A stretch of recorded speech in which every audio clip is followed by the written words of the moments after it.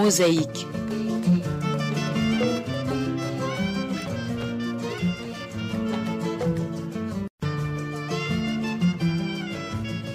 Mosaïque.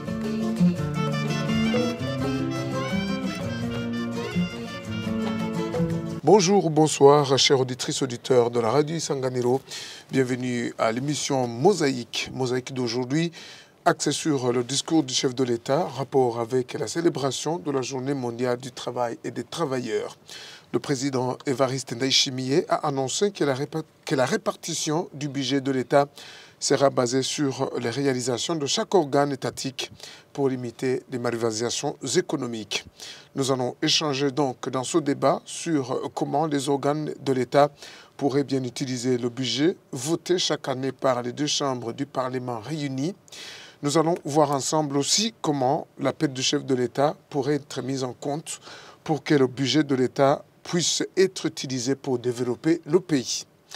Pourquoi il y a ceux qui utilisent mal le budget alloué au développement? Y aurait-il des obstacles qui font qu'il n'y ait pas éclairage ou lumière dans l'utilisation des fonds par différents départements de l'État? Quelles sont les conséquences quand le budget de l'État est mal utilisé? Qu'est-ce qui devrait être fait pour que les fonds de l'État puissent être utilisés conformément à la loi et à l'appel du chef de l'État?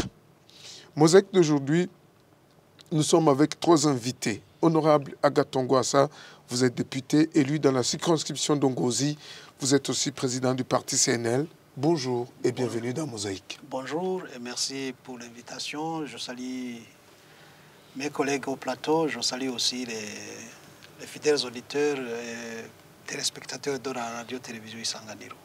Gabriel Roussiri, vous êtes président de l'ORICOM, Observatoire de la lutte contre la corruption et les malversations économiques. Bienvenue à vous aussi dans Mosaïque. Merci de l'invitation, mais aussi je voudrais saluer l'honorable Agathon Rwasa. Ça faisait longtemps, à peu près 7 ans, qu'on ne se voyait pas, mais maintenant on est ensemble. Je salue aussi Gabriel Banzawitonde, mais on s'est rencontrés un jour dans un studio. Je salue aussi les auditeurs de la radio-télévision Isanganiro. Gabriel Banzawitonde, vous êtes le président du parti APDR. Bonjour et bienvenue dans Mosaïque. Merci beaucoup, bonjour. Merci de l'invitation. Je salue mes collègues ici au plateau, mais aussi je salue les auditeurs qui nous captent à travers la radio-télévision Isanganiro. Merci beaucoup. On avait aimé être dans ce débat avec le représentant du parti CNDD-FDD, mais cette dernière nous a manqué dans les dernières minutes. Rebonjour, rebonsoir et bienvenue.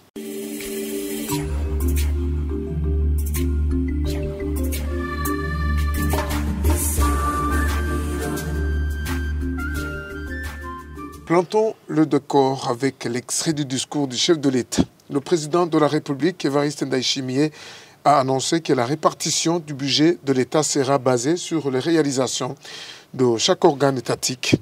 Dans son discours à la nation à l'occasion de la célébration de la Journée internationale du travail et des travailleurs, le président Ndayishimiye a révélé que cela limitera les malversations économiques.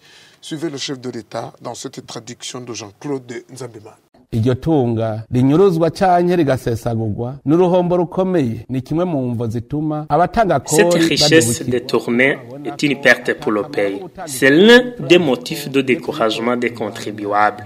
Nous savons que quand nous combattons tous ces actes, il y a ceux qui sont touchés. La raison pour laquelle ce que je dis concerne tout le monde, que ce soit public et privé. Parmi ces gens, nous pouvons citer les exportateurs des minéraux qui ne retournent pas les recettes, ceux qui gagnent les marchés publics à des prix exorbitants. Tous ces gens doivent savoir que son comportement est à la source de la pauvreté pour le pays. C'est pour cette raison que chacun a en tête que tout individu amène sa contribution et qu'il soit rémunéré sur ses actes. C'est cette logique qui va nous guider, nous les fonctionnaires de l'État, dans l'utilisation du budget. Nous devons savoir que désormais, la loi budgétaire est basée sur la logique de financer les activités et qu'avant de recevoir un autre budget, chaque institution doit montrer le bilan des réalisations. Cela concerne toute institution étatique. Elle doit également dresser le plan de ses recettes et l'utilisation. Un peu de mots, nous voulons que tout le trésor national soit visible et qu'il finance les besoins de la population.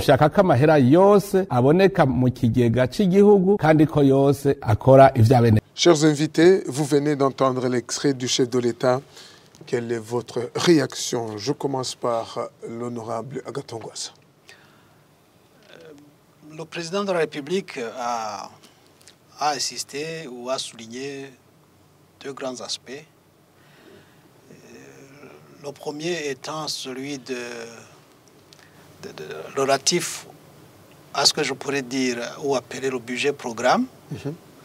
Le deuxième étant qu'il faut en quelque sorte allouer le budget conséquemment à ce qu'on aura réalisé. Deux choses qui m'inspirent deux réactions. La première, c'est que pour que le budget de l'État soit réaliste, effectivement, il faut qu'il y ait un programme d'activité bien défini.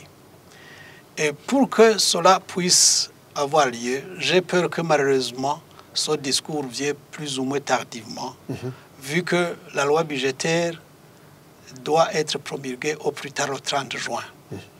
Je m'imagine dans la situation qui est la nôtre aujourd'hui. Dès lors qu'on n'a même pas encore analysé le projet de loi budgétaire au Conseil des ministres, donc l'avant-projet de loi n'est pas encore sur le bureau du gouvernement, j'ai peur que cette intention de M. le Président ne pourra pas être réalisée avec le budget qui va être bientôt adopté. Deuxième chose, j'ai senti que le Président de la République a perçu notre doléance ou notre grief de voir combien on fait des choses de façon plutôt contraire aux usages qui se font ailleurs. Ça fait plus ou moins 8 ans. On vote la loi du budget sans avoir eu affaire à la loi de règlement budgétaire, alors que c'est une condition sine qua non. Donc, il y a ce désordre au niveau même de la procédure dans l'élaboration et l'adoption de la loi budgétaire qui est devenue comme plutôt une coutume dans la façon de faire du gouvernement burundais. Depuis déjà 8 ans, c'est quand même très grave. Est-ce que maintenant, on va avoir droit à cette loi de règlement avant le 30 juin? Est-ce que maintenant, on va changer de méthode dans l'analyse de la loi budgétaire, comme cela se fait sous d'autres cieux? J'ai peur que non. Parce qu'ailleurs, la session budgétaire, on ne s'occupe que du budget. C'est-à-dire que depuis le mois d'avril, lorsqu'on a ouvert cette session, on devrait en fait n'être occupé que par ce qui est en rapport avec le budget. C'est-à-dire que les différents ministères sectoriels devraient présenter leurs projets de proposition au niveau du budget pour que ça soit analysé au préalable. On rectifie ici, on corrige là-bas, on majore ici ou on diminue quelque part ailleurs pour avoir des budgets, des projets de budget qui sont vraiment réalistes. C'est pourquoi donc, si on s'atterre à changer de façon de faire, effectivement, ce vœu de son Excellence, Monsieur le Président de la République, pourra être réalisé. Mais je doute que présentement, ça serait vraiment un miracle si on réussit à le faire comme il le souhaite, parce que le temps qui reste est vraiment trop court. Encore que nous avons cette mauvaise habitude avec le Parlement burundais d'analyser et adopter la loi budgétaire à la va-vite. on vient juste à la veille de l'expiration et on dit il faut doter d'un budget le gouvernement burundais. Il faut que cette pratique cesse. Donc, on doit changer de façon de faire, on doit changer de manière. C'est comme ça que ça pourra être bien fait. Aussi, je me dis, parce qu'il a souligné le fait qu'il y a, par exemple, des détournements des fonds, qu'il y a surfacturation pour ce qui est des marchés publics, c'est là où le bas blesse. Il connaît ces hommes, ils sont tous du CNDD, FDD. Peut-être devrais-je citer quelqu'un qui a fait un tweet hier disant qu'on ne change pas un système avec les mêmes hommes. Donc, on a du pain sur la planche, autrement dit. Oui, on a du pain sur la planche.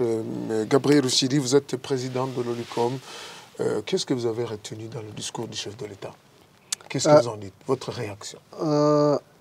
J'ai retenu, j'ai senti que le président de la République veut réformer, si je peux utiliser ce terme, réformer le système budgétaire.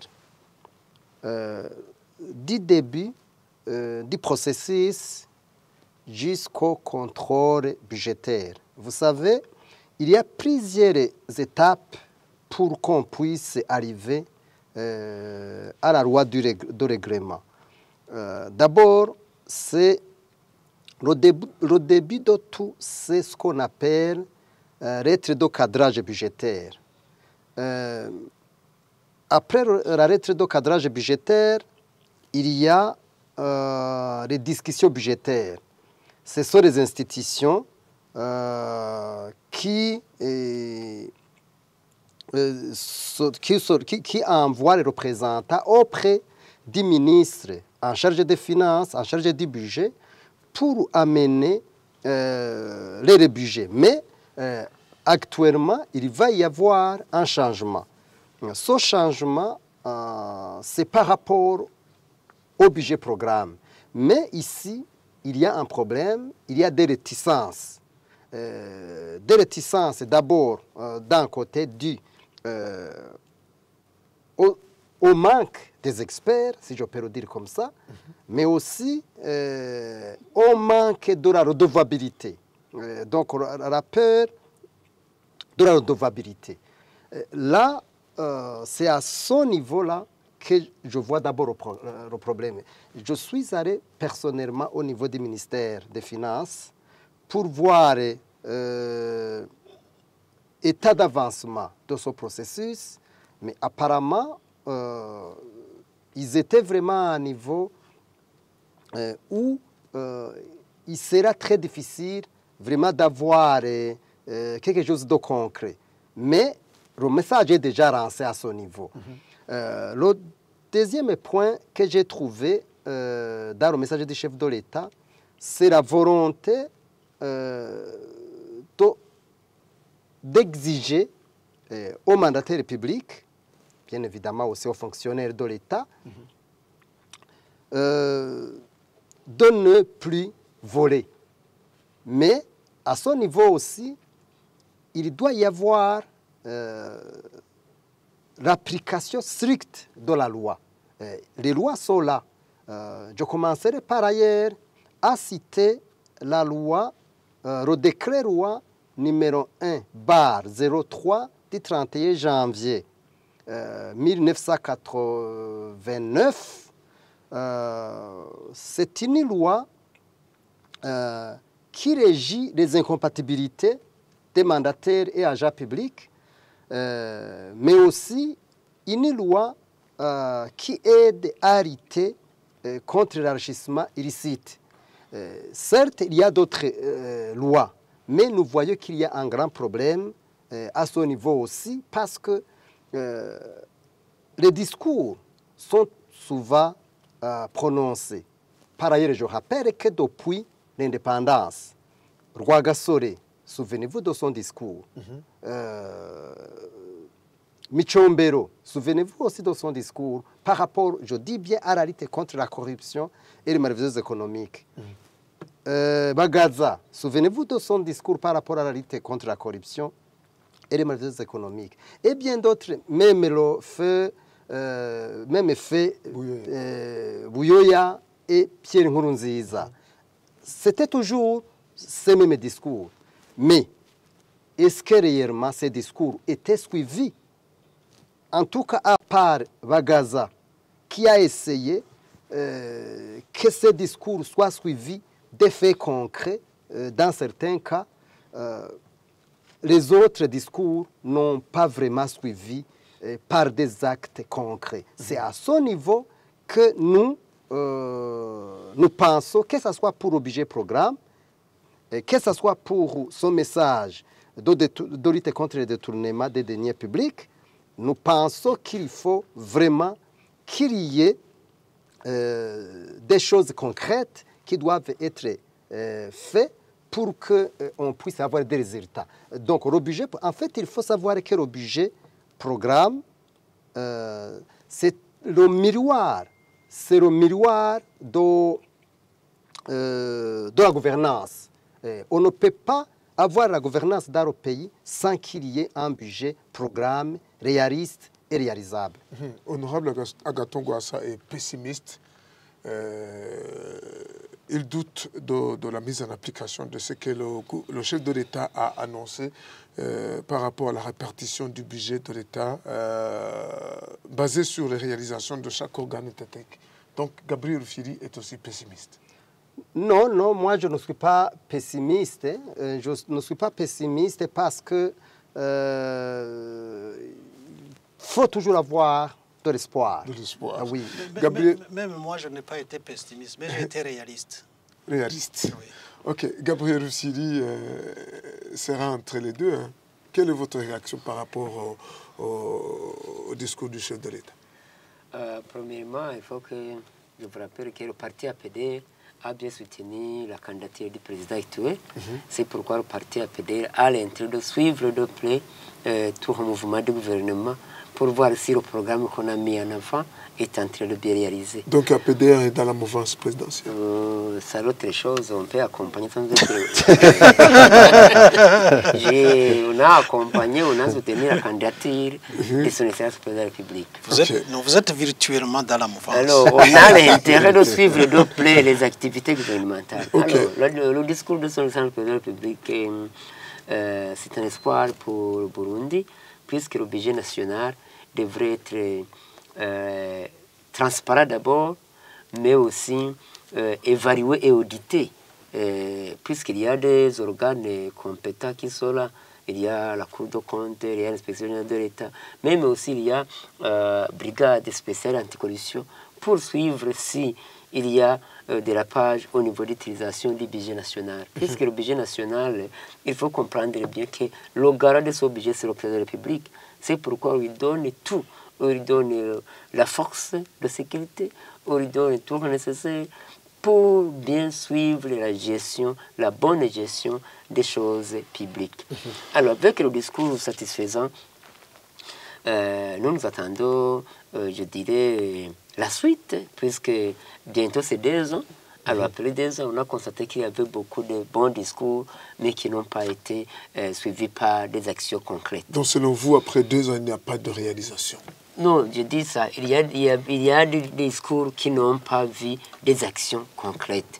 Alors, avec ce discours, nous attendons que ce budget devrait être... Puisque aujourd'hui, il y avait un budget qui a été bien utilisé peut-être, mais on peut demander, on a évalué, on a audité. Alors, ce que le parti APD veut, c'est que quand le budget est là, devrait être bien suivi, bien être évalué, mais aussi audité, puisqu'on peut constater qu'il y a des surfacturations entre là dans le budget. Et le budget est vide, sans toutefois auditer, on trouve qu'il y a peut-être le vol dedans. Mais le fait est que le chef de l'État réagit ainsi et qu'il est au courant que le budget n'a...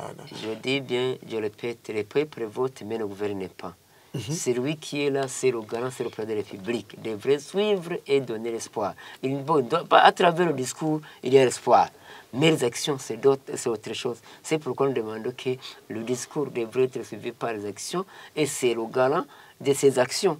puisque c'est le chef du gouvernement qui a tout pour suivre les biens publics en fait de la Syrie. Mais aussi ce que nous demandons, c'est que ce budget devrait être centré sur le développement. Puisque nous voyons aujourd'hui, on a dit que c'est l'année de l'agriculture. On peut se demander combien de machines tracteurs qu'on a achetées, combien de barrages d'irrigation qu'on a construits. Est-ce qu'aujourd'hui, il y a le problème de placement des fonctions de l'État? Le TRACO est là. Pourquoi le TRACO ne devrait pas être budgétisé pour avoir des bis, un peu d'aider les fonctions de l'État à arriver au service? C'est ça ce que nous voulons. Mais aussi les sociétés de l'État qui sont à l'agonie, qui devraient être renouvelées, un peu de donner donc la chance à l'emploi des jeunes. Alors, c'est pourquoi nous demandons que ce budget aussi devrait être centré sur le développement, afin qu'aider la population, lutter contre le chômage, puisque le budget c'est pour satisfaire la population, au lieu d'être un problème pour la population. Gabriel Banzawitonde, tant qu'on y est, depuis qu'il est aux affaires de l'État, le président de la République indique toujours qu'il ne pourra jamais tolérer les malversations des deniers publics. Il y a même ceux qui sont destitués de leurs fonctions pour avoir démérité. Mais pourquoi l'on assiste toujours à cette calamité? Alors, il faut différencier des choses. Les gens qui ont été destitués, ce n'est pas pour le vol. C'est peut-être l'incompétence, mais on n'a pas marqué que c'est le vol.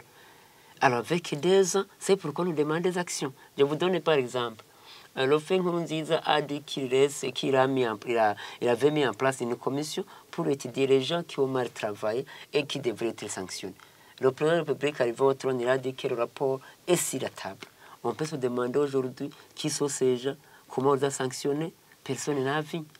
Ce qu'on a vu tout simplement, c'est peut-être 4 policiers là-bas, peut-être le côté de Blaroudi, qu'on a appréhendé en train d'être corrompu avec 2000 francs, on les a emprisonnés jusqu'à Mimba. Personne d'autre qu'on a entendu qu'il a été arrêté et emprisonné. Alors est-ce qu'on peut se demander, il n'y a pas de corrupteur ici? Exemple, c'est le président de la République, le mois de juin l'année passée, il est passé au barrage de Mandé, barrage de Kajek, il a dit que dans 2 semaines, on lui donnait le rapport. Il a même dit que ces personnes sont connues. Alors, qui sont ces 2 personnes? On a entendu qu'il y a un compte arabe, peut-être, qui maintenant, il y a beaucoup d'argent qu'on a retiré parmi les gens qui ont volé. Mais on n'a pas connu ces gens. Peut-être que demain, bien après demain, ces gens vont dire qu'on les a volé l'argent et on l'a mis au compte trésor public. Il faut connaître ces gens qui ont volé et qui ont retourné cet argent et avec les punitions encore. Au lieu d'apprendre un policier qui a volé 2000, alors qu'il y a des gens qui ont volé des milliards et ils ont retourné cet argent, ils sont à libre circulation. C'est ça ce que nous demandons. Puisque s'il y a l'impunité dans ces genres, c'est pourquoi il y a aussi les autres qui vont continuer. C'est ça ce que nous demandons. Vraiment, nous sommes satisfaits du discours, ça va, mais il faut connaître que c'est le président qui est au garde de ce discours. Pas dire les approches, non, non, il est le signataire. Nous sommes ici en tant que des hommes honnêtes, il y a aussi des hommes honnêtes. Mais aussi, il faut connaître une chose. C'est le CNDF qui règne depuis 2005. Donc, il connaît ces hommes, il connaît ces femmes. Donc, il devrait les sanctionner. Il le connaît bien. On ne peut pas dire que si c'était un autre parti politique, peut-être moi, à PDR, au trône, on devrait me condamner, mais c'est le même parti CNDF. À chaque jour, il y a les croisades de prière, il y a de quoi, on les conseille, pourquoi ce gens ne changent pas. Alors, comme il le connaît, il faut les remplacer, amener des hommes fidèles que nous sommes ici. C'est pourquoi nous sommes vraiment, nous demandons chaque jour que le président de la République, ces discours riches devraient être suivis par des actions concrètes, mais aussi connaître qui est le garant, de suivre de près que ça marche bien. Puisque si on laisse les séparataires de se déambiller, ils vont faire ce qu'ils veulent. Gabriel Chili a évoqué tout à l'heure que les bons discours ont existé depuis l'indépendance. Vous ne craignez pas que ces discours, le discours aujourd'hui peut rester lettre morte? Le discours, oui, c'est... Non, oui, il y a de bons discours, j'entends. Arrivé, je dirais toujours, je dis que le président de la République, il est le grand du pays. Le garant, on lui donne la sécurité complète, on lui donne l'argent pour faire ça. Donc, si on dit rien, ça ne va pas dans le pays. On ne regarde pas le ministre, non. Moi, je regarde le numéro 1. C'est le gars. Alors, le bon discours devrait être suivi de quoi? Des actions concrètes. Puisqu'aujourd'hui, au Burundi, nous sommes dans une impasse. Il y a la peine de toute nécessité au Burundi. Il y a la pauvreté il y a le chômage qui monte jour à jour. Vous êtes un journaliste, il faut suivre dans la population. Il y a la lamentation. Alors, quelles sont les actions à mener pour que ces lamentations devraient être terminées? Oui, honorable Gatogwassa, depuis qu'il est aux affaires de l'État, le président de la République indique toujours qu'il ne pourra jamais tolérer les malversations des deniers publics. Mais ça se répète toujours. Oui, manque de volonté, est-ce que volonté il y a? Ça se répète. La volonté, de par le verbe, y est. De par les actes, on peut douter. Et je me dis qu'il y a quand même un certain problème qui prélude à tout ça. Lequel? Si on voit comment la gestion de ce pays est organisée, on peut être tenté de penser qu'on gère pour le parti et pas pour l'État. Je le dis parce que lorsqu'il s'agit par exemple d'embaucher, on ne cherche que des gens du Sérail, des gens du CNDD-FDD seulement. Est-ce que dans une nation de plus de 12 millions de Burundais, les compétences ne se retrouvent que dans le seul parti présidentiel? Et une gestion pareille ne peut nullement conduire ailleurs que à ce que nous voyons aujourd'hui. Vous avez vous avez des exemples, vous avez des chiffres parlants. Des chiffres parlants? Oui. Mais vous êtes journaliste, vous faites son devoir d'informer les Burundais. Faites le tour des administrations publiques, faites cette enquête-là et informez tous les Burundais. Regardez les nominations qui se font ici et là. Ce sont tous du CNDD-FDD. Est-ce que vous voulez d'autres exemples plus parlants que ça? Avez-vous des chiffres concrets? Vous avez l'administration 100% CNDD-FDD, du sommet à la base. Vous voulez d'autres exemples qui viendraient d'où? Et vous voyez même que les comportements de ces administratifs sont beaucoup plus dans l'optique de penser parti politique et de ne pas penser affaires publiques. Et ça, c'est quand même déplorable. Alors, si le président fustige, par exemple, tout ce qu'il fustige dans ses discours, qui sont responsables? Est-ce que ce ne sont pas des gens de son parti? Alors, si mon ami ici parle d'impunité, vous comprendrez que quand même, il y a un certain poids qui pèse comme du plomb sur les institutions. Le poids du parti pèse trop lourd sur les institutions au point que tout risque d'être paralysé. Maintenant, comme nous parlons de budget, c'est question de changer de méthode, c'est question de changer de manière de faire. Si le ministère X ou Y veut demander que son budget soit rehaussé, il ne faut pas faire un discours plutôt rhétorique, mais il faut donner un programme d'activité à réaliser. Il faut faire un budget programme. Mon ami insiste sur le fait qu'il faut privilégier le budget d'investissement. Effectivement. Mais si, par exemple, au niveau de l'enseignement, on limite, on dit on ne va recruter que 1000 enseignants pour tout l'exercice budgétaire. Et on dit que c'est le seul secteur et le secteur de santé qui sont autorisés à recruter. Comment justifier alors les autres recrutements dans les autres secteurs, par exemple? Donc, il faut arriver à définir les priorités tout d'abord. Ensuite, il faut changer les méthodes. Procéder comme les autres procèdent.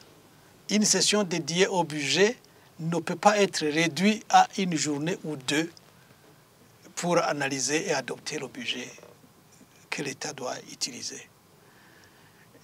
Le budget ne doit pas être analysé à la va-vite. Il faut donc qu'on change de méthode. Comme ça, on pourra voir.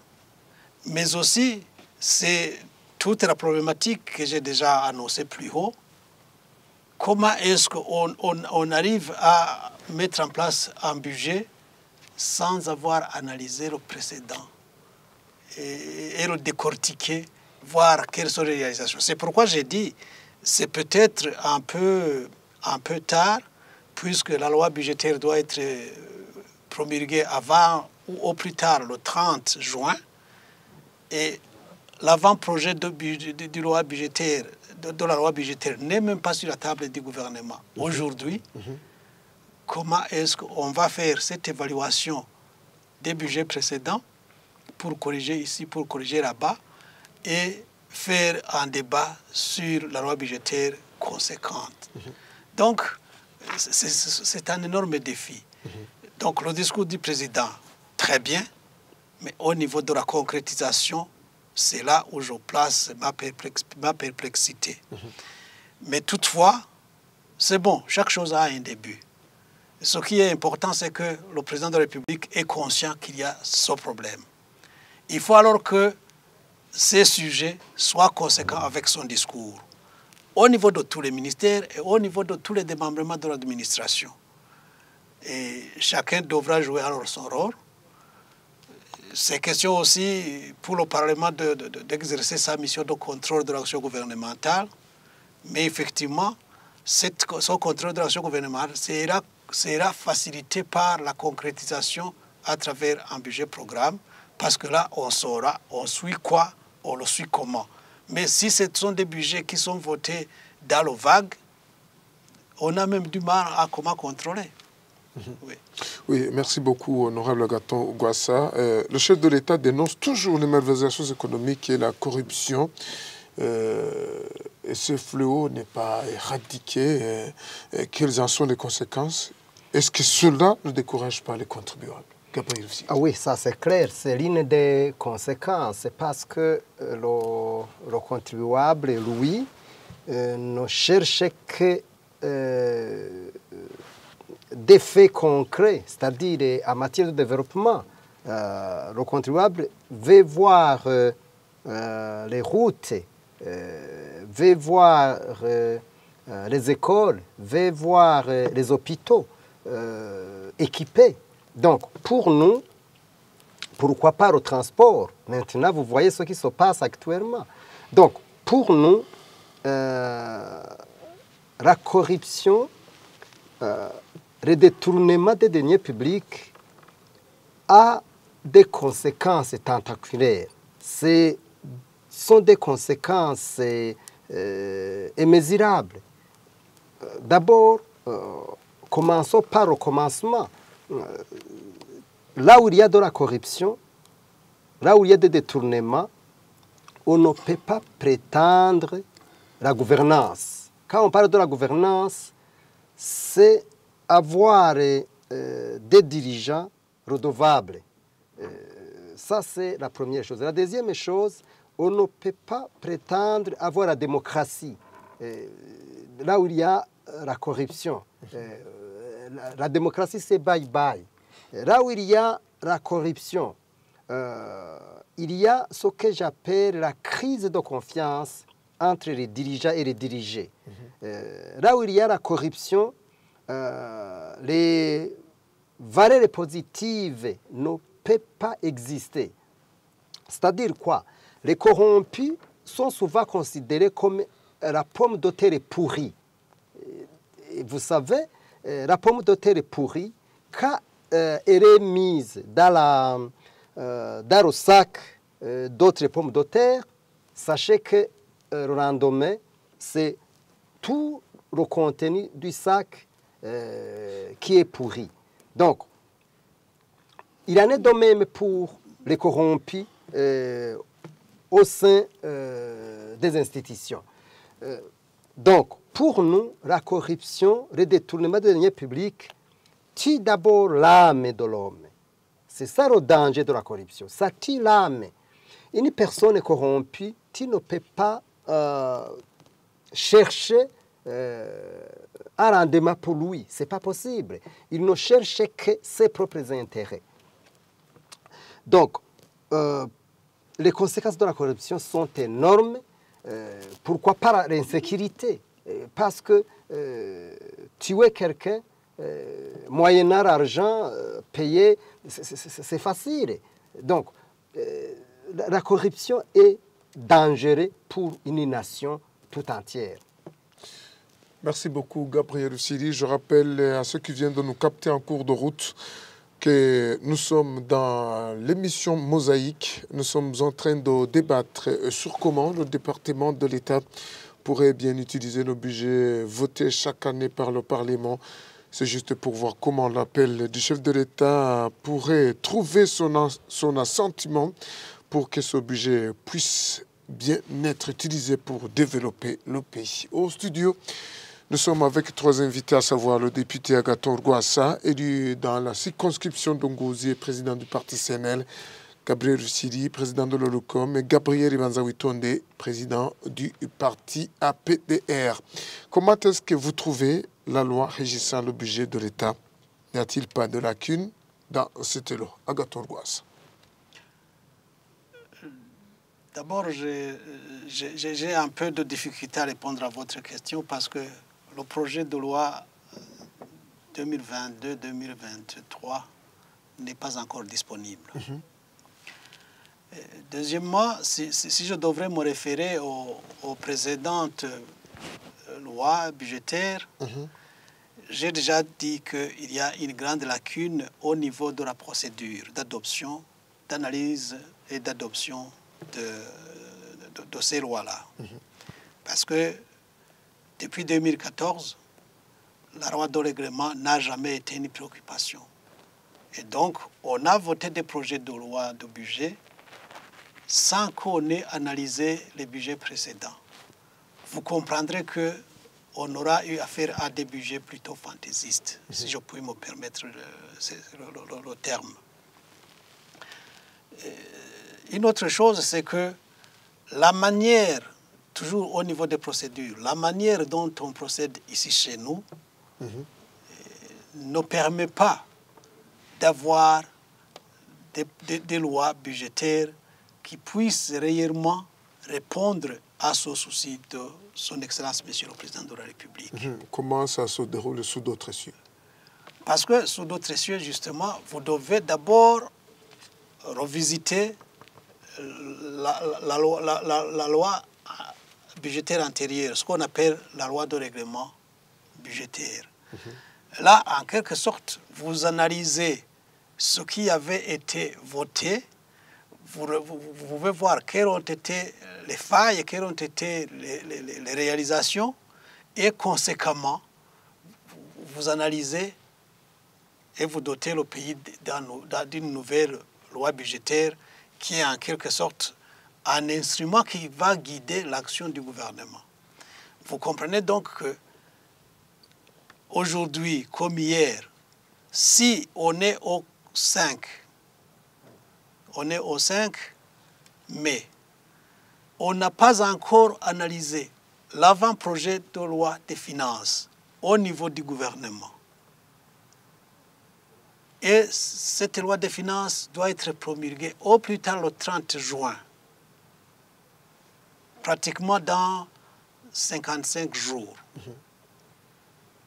Vous pensez que là, vraiment, on va faire une analyse vraiment profonde pour déceler l'un ou l'autre truc que quelqu'un peut mettre dans son document?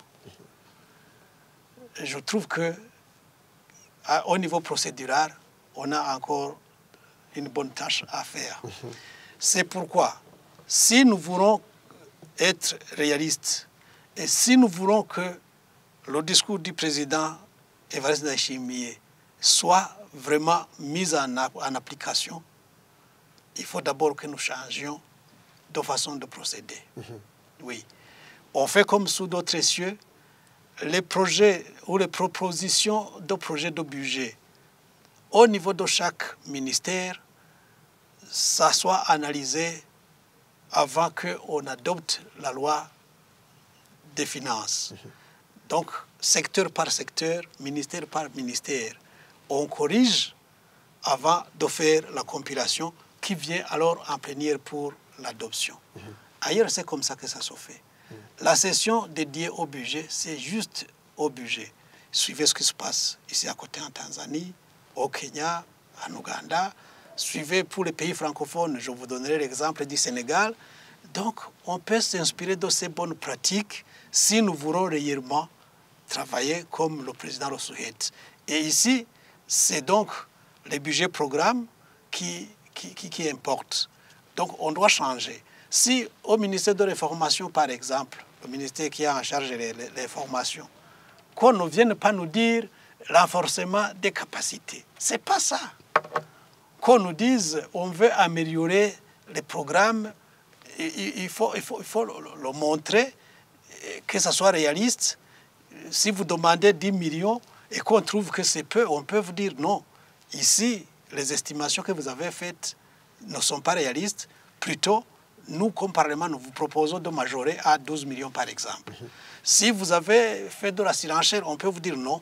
Ici, pour être réaliste, au lieu de 100 millions, eh bien, ce crédit, il faut le rabaisser à 80 millions, par exemple.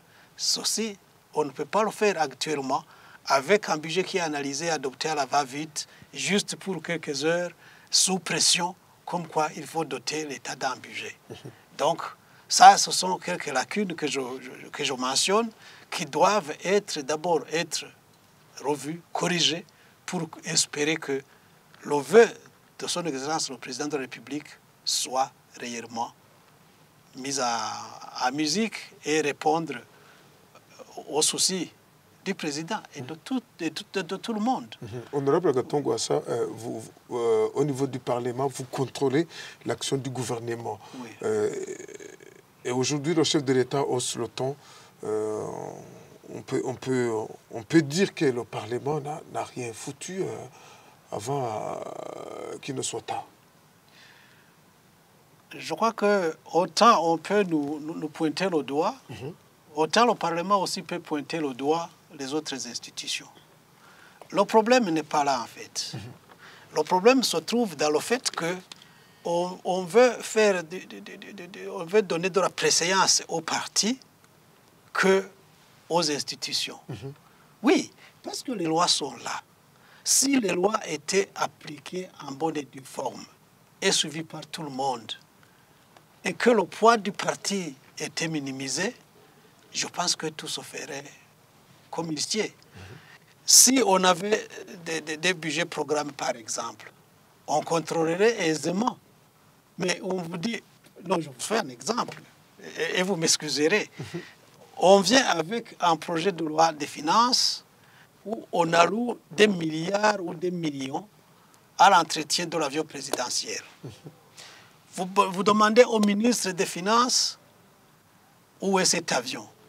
Il vous dit même si vous ne la voyez pas, si vous ne voyez pas cet aéronef, il existe, il est quelque part. Pour ce budget, vous allouez 500 millions ou plus. L'exercice suivant, même chose. 3 ans, 4 ans. Vous allouez un budget à un avion que vous ne voyez pas. Mais comment est-ce que vous allez vers la place où il y a cet avion si on n'accepte pas que vous allez voir? Parce que l'exécutif, quelque part, a l'apanage sur tout.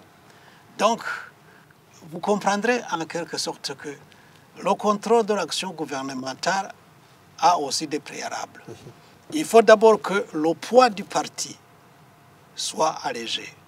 Oui, il faut déplomber si le terme existe. Il faut ce plomb du parti sur les institutions, il faut la lever. Il faut que les institutions soient libres, soient au service de la nation et ne soient pas redevables au parti. Il faut que les institutions soient redevables à la nation. Avec ça, le contrôle de l'action gouvernementale pourra être facilité. Aujourd'hui, vous-même, journalistes, lorsque vous allez vers certaines institutions dans l'exercice de votre métier, ne vous refusez pas de donner les formations, qui est pourtant un droit consacré par la Constitution. Ceci pour vous dire que lorsqu'il y a blocage quelque part dans les rouages, c'est difficile que la machine tourne normalement. Oui, Gabriel Banzawitonde, le chef de l'État au Sloton, ces derniers jours, dénonce les malversations économiques et la corruption. Est-ce que les discours répondent aux actes? Premièrement, c'est que je peux dire qu'avec le budget, j'ai déjà dit, il faut que ce devrait être un budget réaliste, mais aussi évalué et audité. Pourquoi je dis ça? Je peux vous donner par exemple. Ce n'est pas le mois de juin passé que le Sénat de la République a passé au barrage de Mhanda et le barrage de Kajeke. N'était pas un budget du gouvernement qu'on a débloqué.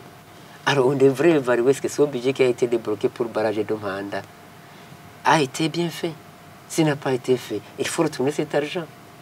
En 2017, vous étiez là, c'est vous les journalistes.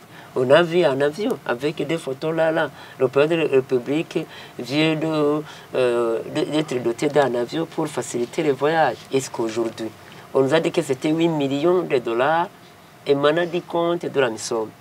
Imaginez, où est cet argent, où est cet avion? C'est pourquoi je dis, quelles que soient les lois, quelles que soient...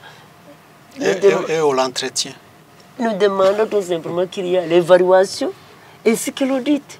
Puisqu'aujourd'hui, dans le budget, il y a l'argent qui a été sorti, mais pour des choses qui n'ont pas été faites. Alors, s'il n'y a pas de service habilité pour auditer, comment on va retrouver? Puisqu'au niveau des finances, on regarde les papiers. Le ministère a besoin de tout ça, Est-ce que cet argent, par exemple, du barrage, n'émanait pas du ministère de l'Énergie? Ce n'est pas le ministre qui a demandé son homologue de finances de débloquer cette somme.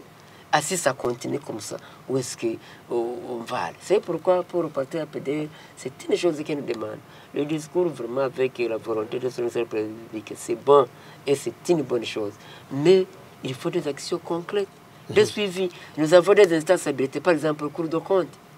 Est-ce que le Cour de compte a des moyens pour suivre toutes les institutions du gouvernement afin de faire l'audit interne? Puisque la Cour de compte, c'est pour faire l'audit interne. Nous avons l'inspection générale de l'État.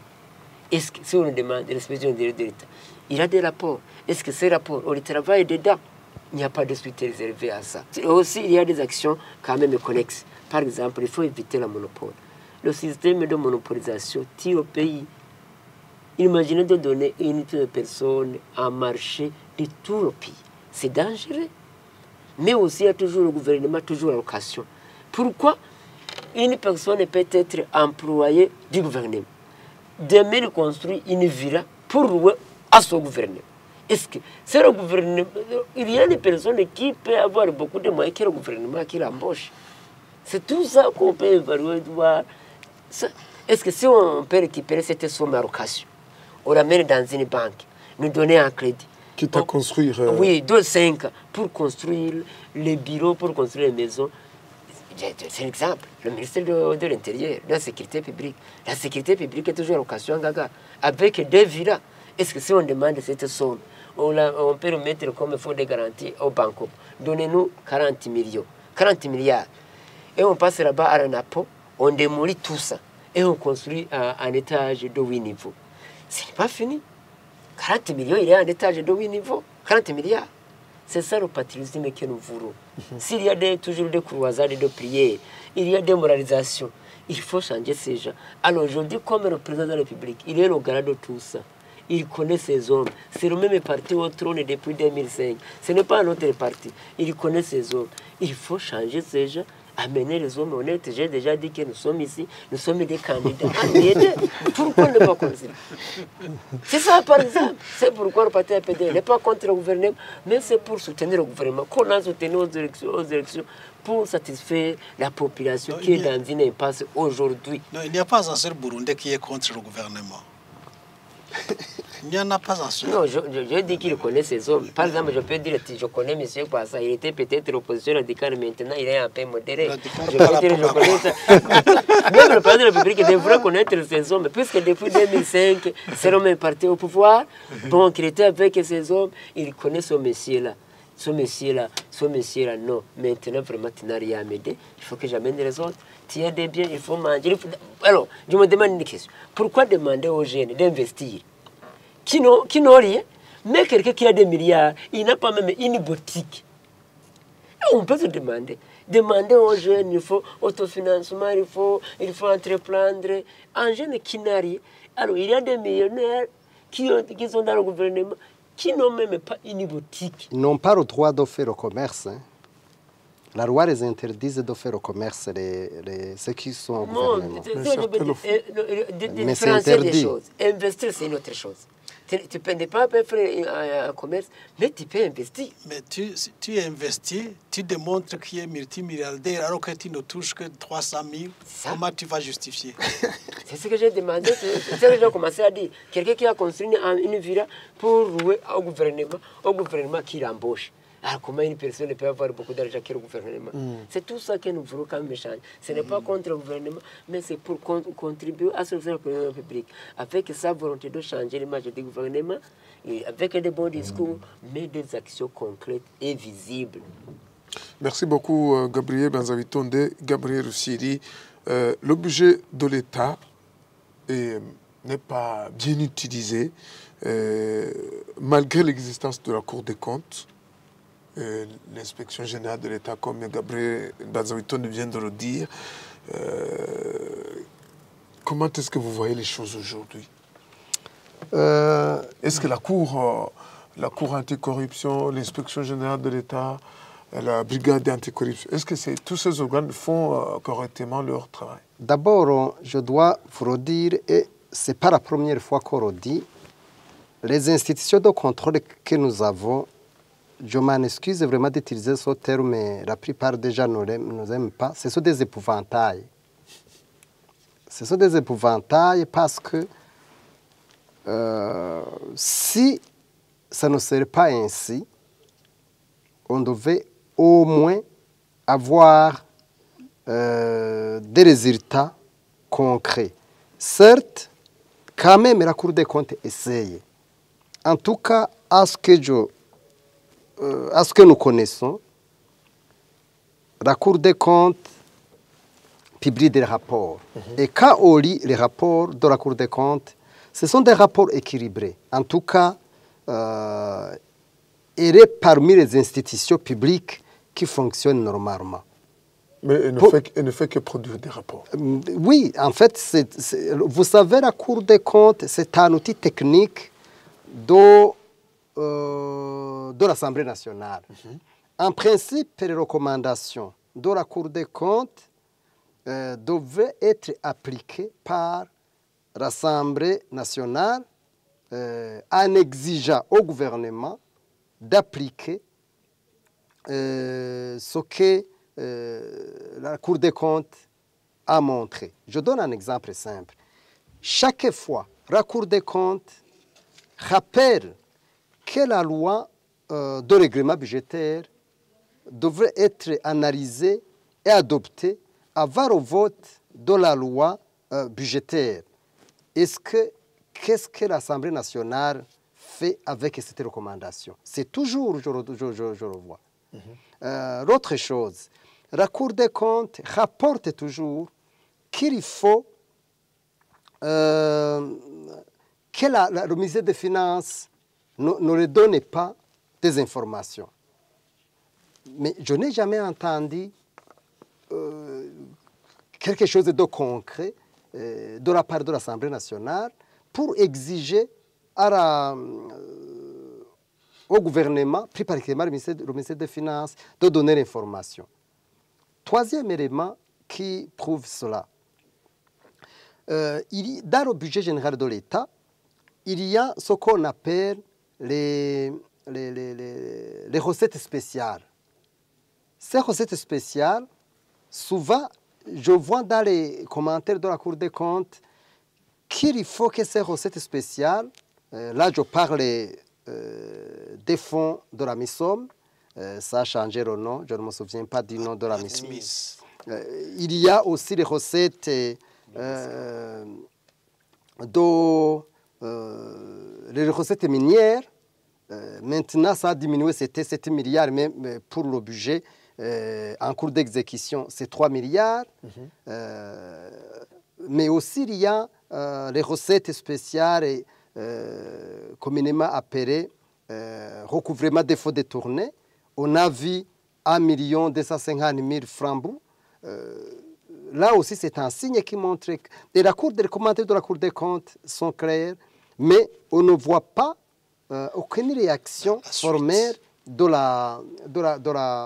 l'Assemblée nationale. Donc, pour nous, en tout cas, les institutions qui fonctionnent normalement, au moins par rapport aux autres institutions, que ce soit de recouvrement des fonds ou de contrôle du budget, en tout cas, il y a l'OBR et la Cour des comptes. Mais vous savez, les institutions publiques sont comme maillot de la chaîne. C'est comme on ne peut pas faire fonctionner une seule institution au moment où les autres ne sont pas en train de fonctionner normalement.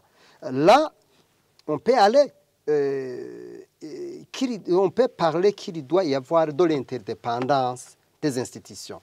Si je parle de l'interdépendance des institutions, c'est d'abord les 4 pouvoirs.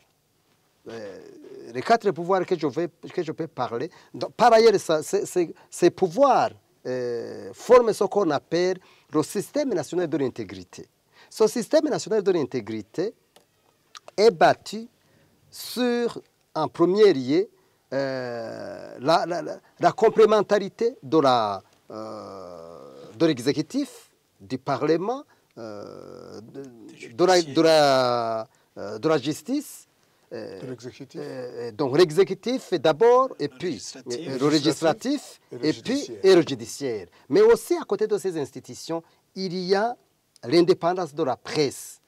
Donc la presse doit être pour rapporter, pour informer les citoyens. Mais aussi l'opposition doit jouer son rôle. On doit entendre au Parlement, partout. La société civile fait son travail, les partis politiques, les citoyens. Donc, tout ça pour former ce que je viens d'appeler le système national de l'intégrité. Et par exemple, maintenant nous sommes en cours d'élaboration budgétaire. On devait avoir en principe un débat autour de cela parce que vous savez, c'est 1700 milliards qui sont en jeu. Maintenant, peut-être on va arriver à 2000. Vous avez entendu le budget qui a monté d'1,5 milliard millions de dollars par rapport, je crois, au nickel. On va avoir maintenant un budget de 3 000 milliards, certainement. Là, vraiment, j'attends à voir si ce montant va être budgétisé. Si on a ce montant, on aura besoin des experts. On aura besoin de beaucoup, et ces institutions de contrôle doivent contrôler tout ça. Donc, pour moi, et j'insiste là-dessus, il faut que vous, les journalistes, vous consacrez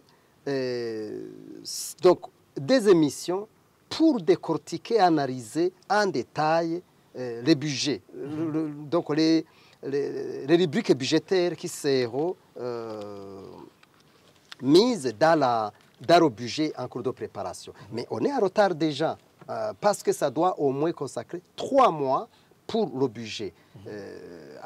Bien évidemment, avant, c'est la loi de règlement.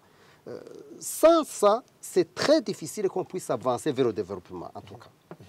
Merci beaucoup. On est dans ce qui devrait être fait pour que le budget de l'État soit bien être utilisé conformément à la loi. Gabriel Manzawitonde, qu'est-ce qui devrait être fait? C'est le rappel.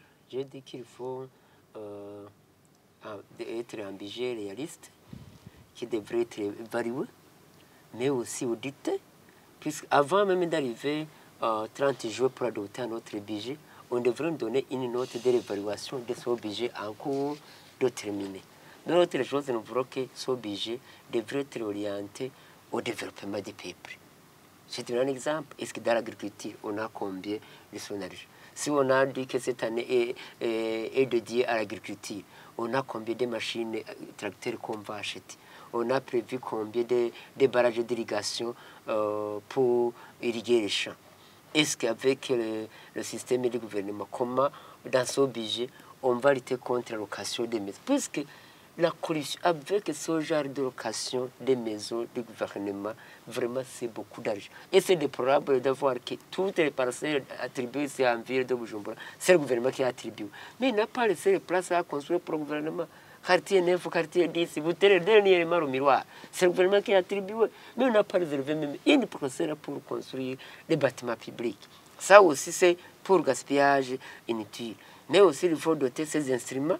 J'ai dit Cour de compte, Inspecteur général de l'État, brigade de corruption, donner vraiment la chance de travailler avec vraiment la force pour cette année. Il y a aussi l'Assemblée nationale qui doit jouer son rôle de contrôler. C'est son rôle déjà. Je ne dis pas ça puisque c'est le rôle. Mais d'autres institutions sur la menthe, il n'y a pas de budget. Mais quand aussi il fait des rapports, on rebloque quelque part. Alors, comme le discours du président de la République, il faut donner la chance à ces instruments pour suivre de près et produire des rapports à qui le droit en fait du travail. Honorable Agathon Rwasa, le dernier mot, qu'est-ce qui devrait être fait? Je dois peut-être dire que, comme dit un adage kirundi, nul ne peut presser son propre abcès. Ici, je me rabats sur ce que vient de dire notre ami ici, Gabriel Rufyiri, qu'il faut absolument que les 4 pouvoirs soient réellement fonctionnels et séparés. Séparés, fonctionnels et complémentaires, je dirais.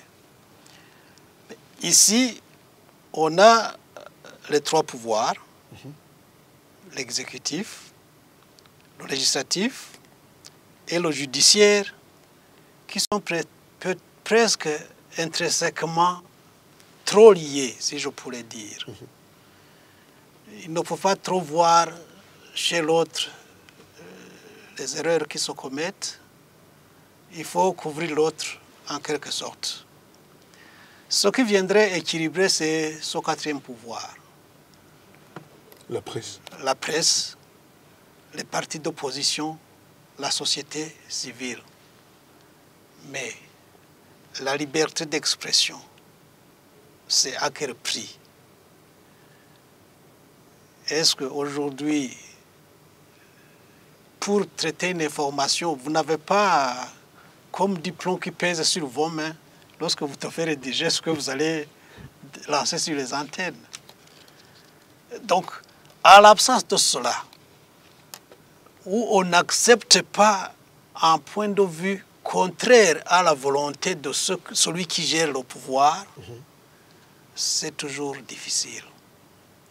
Et vous savez, actuellement, si vous voulez être bien lancé sur la voie du développement, il faut avoir la meilleure information.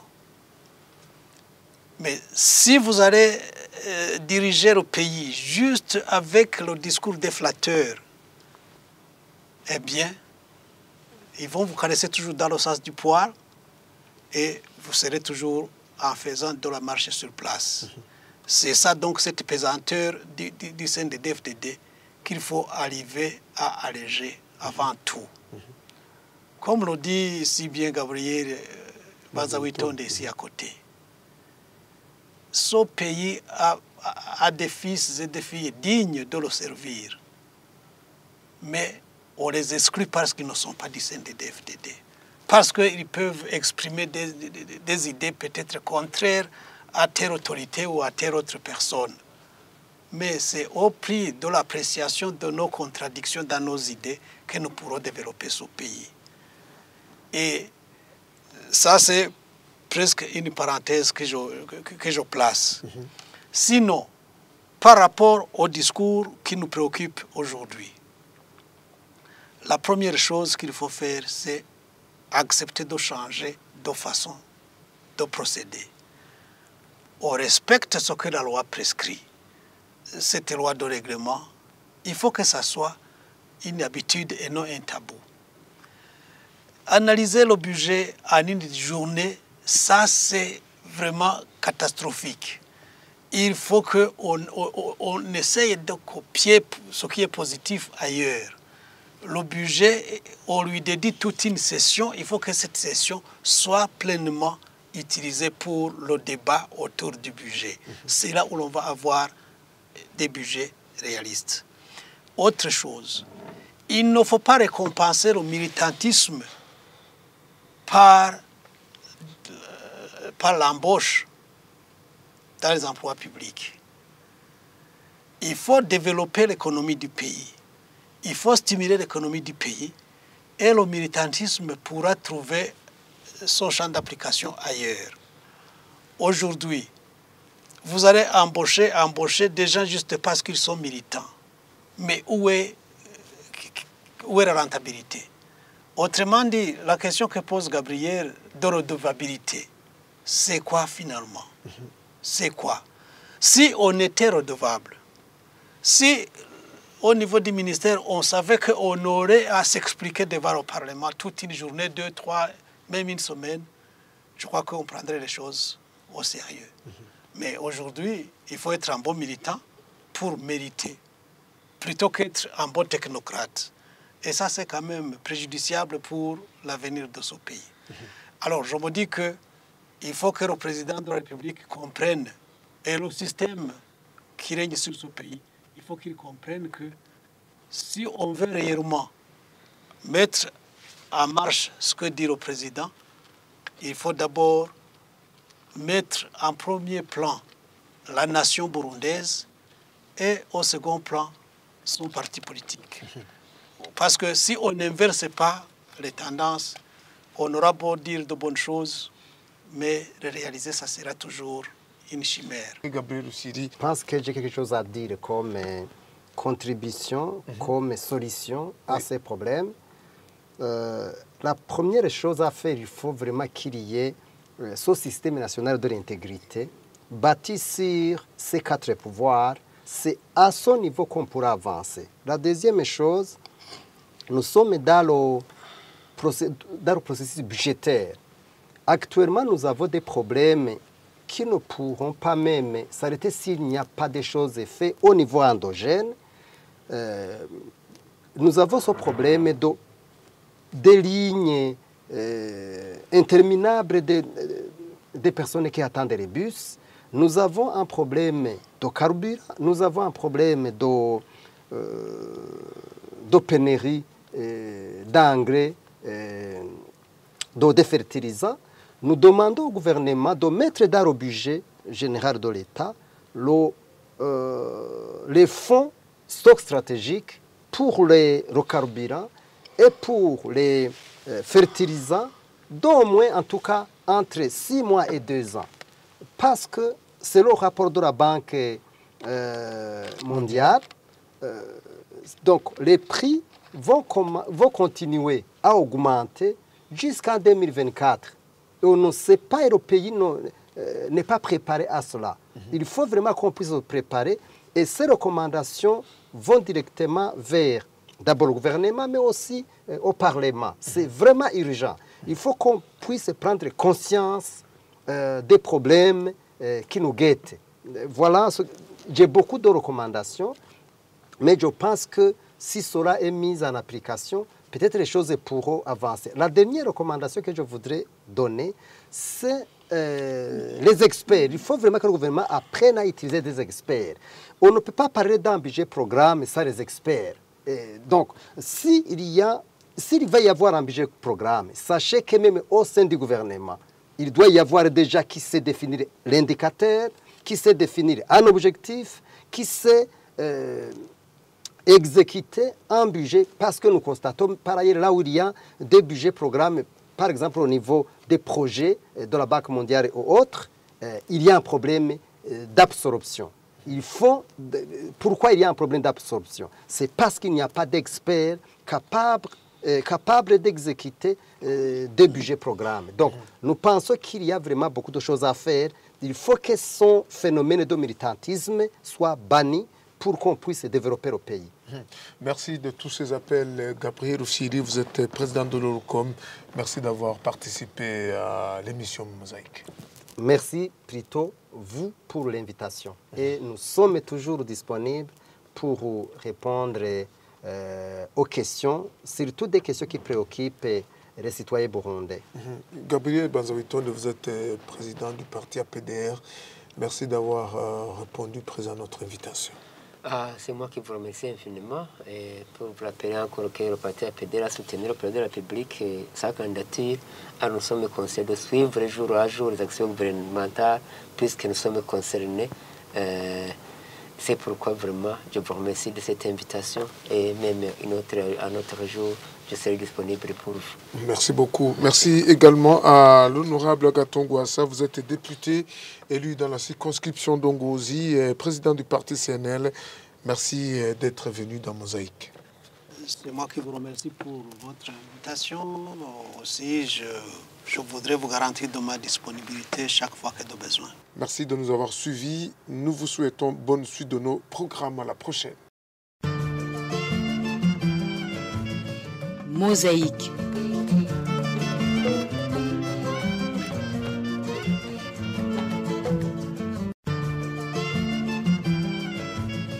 Mosaïque.